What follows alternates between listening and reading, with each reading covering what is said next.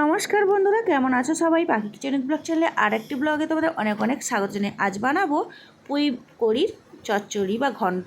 তো এই পুঁই কড়ি কিন্তু বাগানে হয়েছিল, তো বাগান থেকে আমি পুঁই কড়িগুলো তুলে নিয়েছি। আর এদিকে নিয়েছি আদা রসুন, আর নিয়েছি পেঁয়াজ কুচোনো, টমেটো, কাঁচা লঙ্কা চিরা, আলু আর বেগুন। আর এদিকে আছে মাছের মাথা দিয়েই কিন্তু আজকে পুঁই কড়ির তরকারিটা রান্না করব।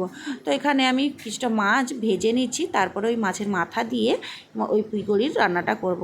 তো মাছ ভাজতে একটু টাইম নিয়ে ভাজতে হবে। আর খুব যেহেতু মাছের মাথাটা ভাজতে হবে, খুব লো আঁচেই ভাজতে হবে, না হলে মাছের ভেতরে কাঁচা থেকে যেতে পারে আর খেতে গেলে গন্ধ লাগবে।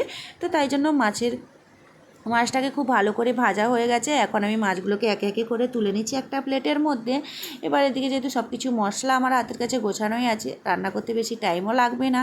তো এদিকে তেল থেকে সব মাছ তুলে এখন ফোড়নে দিয়ে দিব পাঁচফোড়ন দিয়ে এবার এর মধ্যে দিয়ে দিব কুচিয়ে রাখা পেঁয়াজটাকে দিয়ে ভালো করে একটু ভাজা ভাজা করে নিয়ে এর মধ্যে দিয়ে দিব আদা রসুন বাটাটাকে দিয়ে আবারও ভালো করে মশলা তেলের সঙ্গে ভেজে নিতে হবে, যাতে আদা রসুনের গন্ধটা চলে যায়। এবার টমেটো আর কাঁচা লঙ্কাটাকে দিয়ে ভালো করে আবারও মিশিয়ে নিতে হবে। মিশিয়ে নেওয়া হয়ে গেছে, এখন দিয়ে দিব আলু আর বেগুন ধুয়ে রেখেছি, ওটাকে দিয়ে দিব। এবার স্বাদ মতো একটু নুন দিলাম, কারণ টমেটোগুলো নুন দিলে তাড়াতাড়ি সেদ্ধ হয়ে যাবে। তো এবার আলু বেগুনটাকে দিয়ে আবারও ভালো করে মশলার সঙ্গে মিশিয়ে নিতে হবে। প্রায় মেশানো হয়ে গেছে, এখন এর মধ্যে দিয়ে দিব পুঁই কড়িগুলো।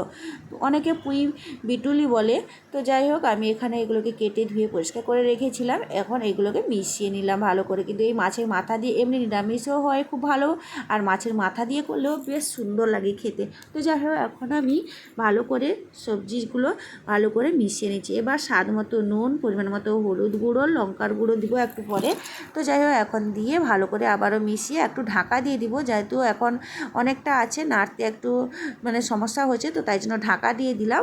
এবার 5 মিনিট পরে ফিরে এসেছি। এর মধ্যে লাউ দিয়ে দিলাম। লাউটাকে দিয়ে এবার ভালো করে আবারও মিশিয়ে নিব। তো মিশানো হয়ে গেছে, আবারও ঢাকা দিয়ে দিব 2-3 মিনিট মতো।